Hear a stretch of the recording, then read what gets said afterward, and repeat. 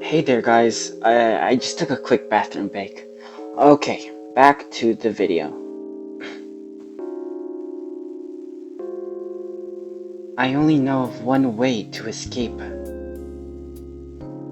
Jumping out the window might have long-term consequences, though, so I'll be content with staring through it. Whenever I'm bored at school, I always like looking out at the weather and thinking about how I would rather be anywhere but here. And though fortune has treated me with nothing but a sadistic little sister and a pile of unfinished homework this morning, so maybe I'm better off in class after all. Mark. Am I hearing things? Mark. It's just like this morning. Is this someone's stupid idea of a prank? I'm sure it's just some kid with nothing better to do with their time, but I can't forget that. Alright, I know what I have to do. Pinpointing the source of the sound, I spin around and glare at my target. She's not getting away this time.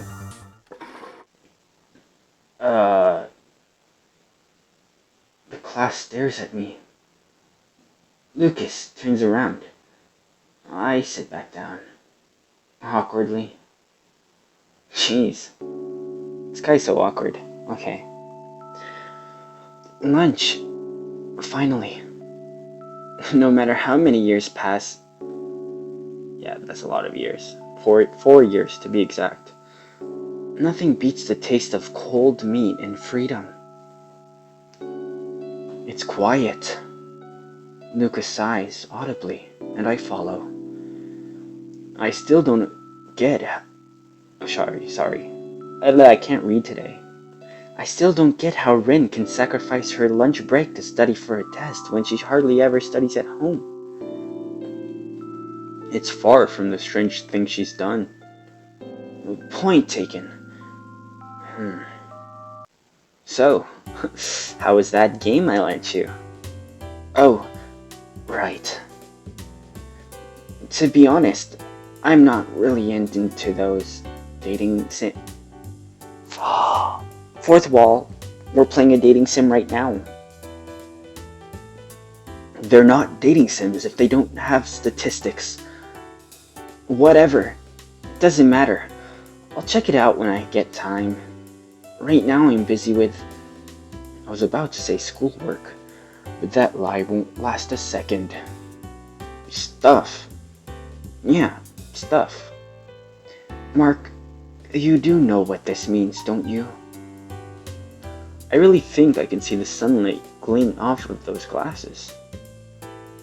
This means that you have yet to experience modern Japanese visual culture in all its glory. Modern? Yeah, this game is very modern. I mean, look at the art. It's sexy. Can you please shut up now? Surely you found yourself taking a peek at Rin's DVD collection at some point in the past 16 years. Haven't you ever felt disconnected with the path the story takes? I'll take that as a no. Protagonists always have plot armor in suspense stories, and the main heroine always wins in romances. Even aside from being dumbed down by the awkward transition between two inherently different mediums, haven't you ever felt like the story isn't working? Does it not feel like the main character is a brainless idiot, and that you could do much a better job than him? A much better job, okay.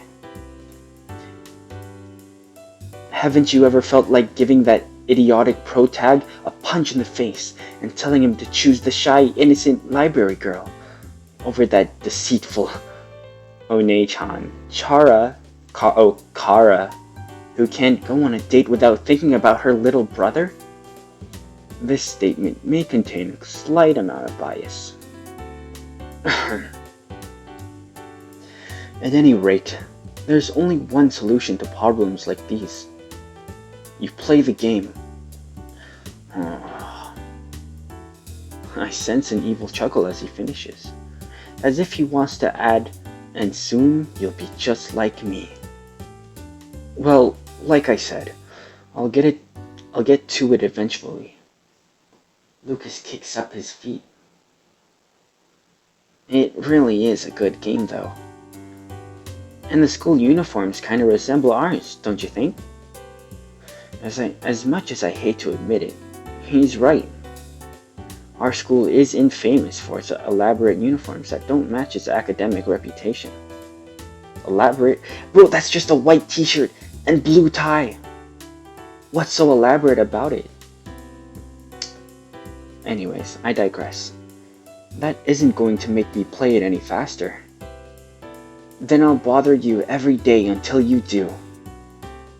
Do you dare to underestimate my persistence?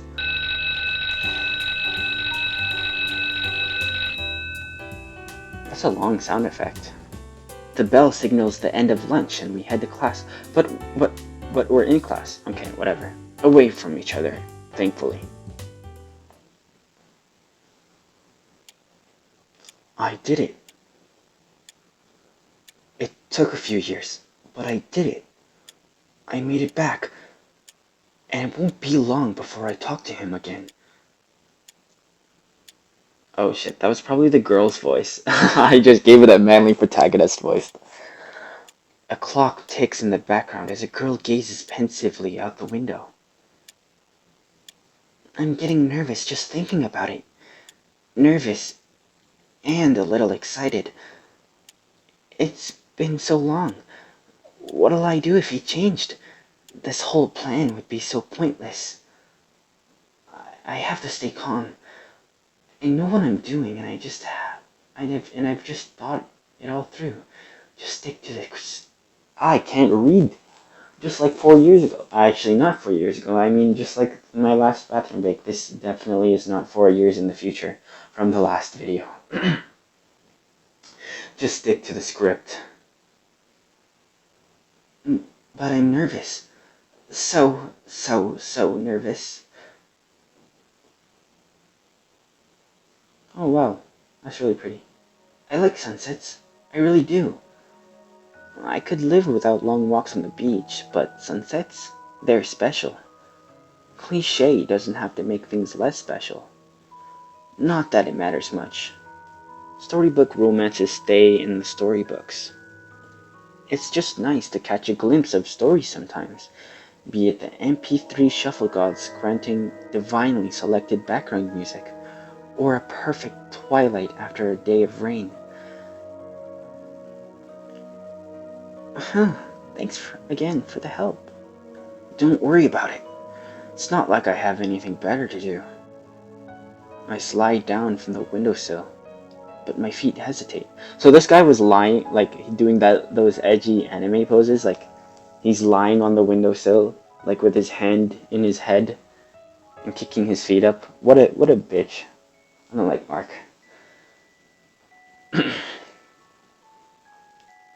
Something about the red tint of the classroom and Lillian's smile is discomforting and uncannily familiar. Does the school library always get this much work? I can see why you asked for a hand. No, the library usually maintains itself with the help of the teachers. We just have some extra things to take care of before the end of the term. Paperwork, mostly. Sounds tough. All work and no pay. I think you mean no play? Wait, you're getting paid? No, but... Well, there you go. You win this one. Anyway, as I was trying to say, I don't mind the extra work. We help out because we want to, right? Though, it's nice to have an extra pair of hands from time to time. Ah, right. Besides, you always end up owing me favors. This is just one of them. Anyway, shall we head home? Yeah, let's go. I grab my bag and rush to hold the door. What a simp. I mean, not simp, 2016 simp didn't exist yet. It can be nice to stay back after school, can't it? On the occasion. The weather is nice today. I try to find something other than the weather to comment on, but it's always cold in the winter, but it feels good when you're inside. It's like looking at a snow globe. Does that make sense? Now that you mention it, I don't think it does. It made sense in my head. Don't worry about it. I know what you mean. Do you? I think.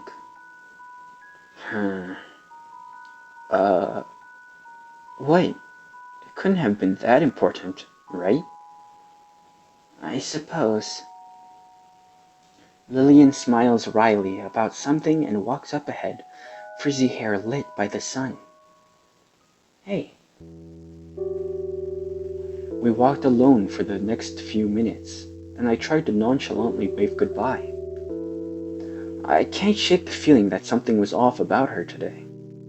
Maybe I'm imagining things thanks to that voice in my head, but she almost seemed as tense as me. I better head back before Rin starts worrying. I turn to walk home, but... Mark. Okay, that's it. The world just isn't normal today. Mark! I'm getting to the bottom of this. I walk for a few seconds and pretend not to notice before spinning around. Oh my god, it's the girl. That is the girl from Sepia Tears. Yes, it's a girl, that's her name. Girl. Every girl besides Lillian and Rin is named Girl in our series. She stands out, long purple hair and a red ribbon, swaying in the breeze. She reappears in an alleyway to my left, and I see her lips move. Follow me, is what she meant. If you can't if you can't follow the context. Yeah. The minute I step toward her, she points to her right. It's the road that leads back to my school. I look back at her, or at least I would have, had she not already disappeared. That arrogant. Alright, now she's really done it. I'll run through this town all night if I have to. You're messing with the wrong guy. Oh, and we are taking flight. Before I realize it, the sky darkens and the clouds drift in. From time to time, I catch a glimpse of something white out of the corner of my eye, but it disappears before I can identify it. She's deliberately dashing through the side streets, and she always seems to be exactly one street ahead. I gasp for breath as I reach the school building. The girl stands daintily at its entrance. You... Stop! She grins and runs inside. She has a graceful quality about her. I say run, but it's more like she's gliding. Of course, that's not going to stop me. I catch a glimpse of her feet at the bottom of the staircase.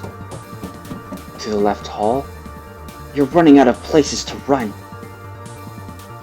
The stairs? Again? No, wait. These are the stairs to the roof. Why is this door unlocked in the first place?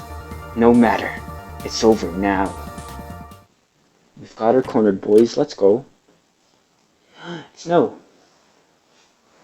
The sky turned black before I realized it, and snow drifts cautiously down. The last piece of the puzzle falls into peace.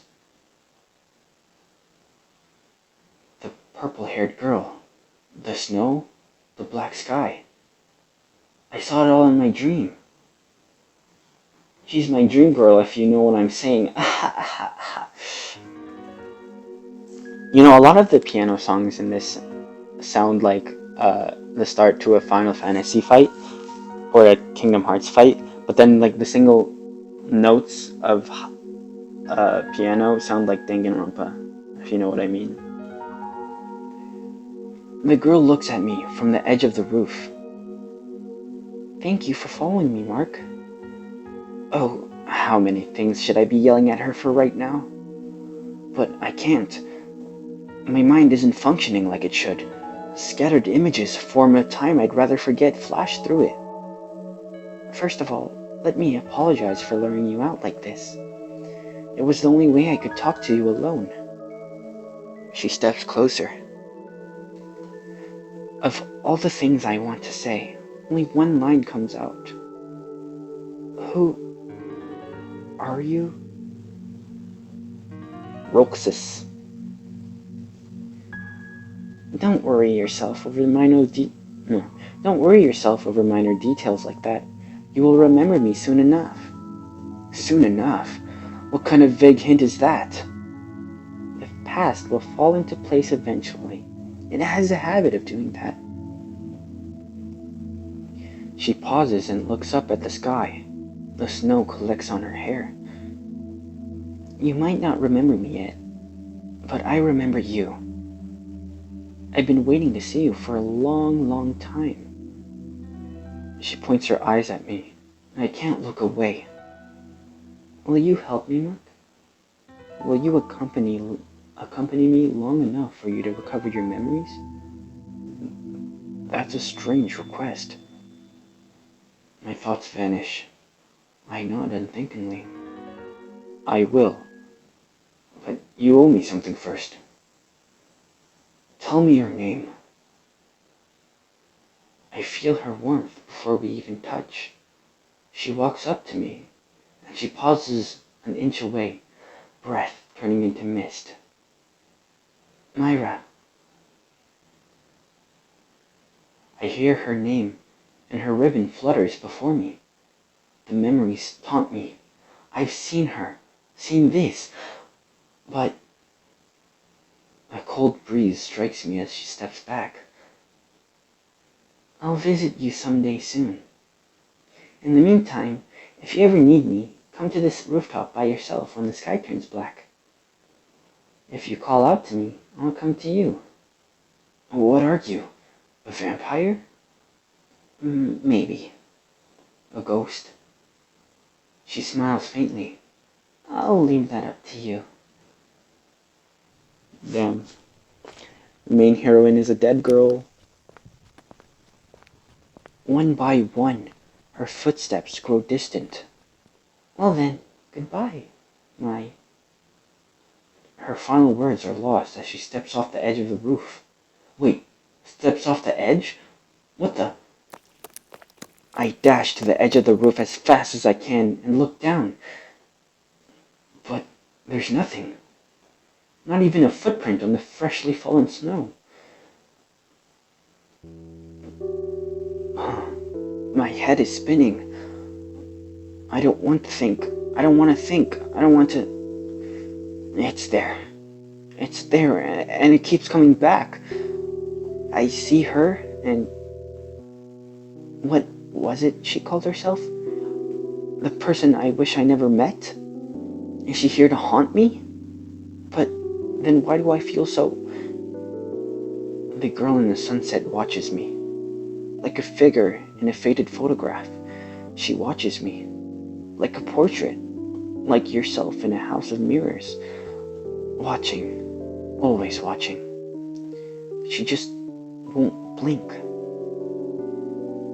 All the while, the snow continues to fall. Myra's figure dances through my mind, trapping me somewhere between curiosity and awe.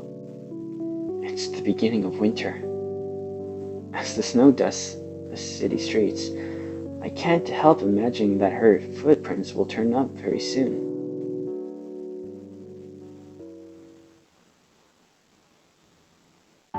And that's gonna be it for today. We have finished day 1. I'll see you guys in the next 4 years. See you in 2024.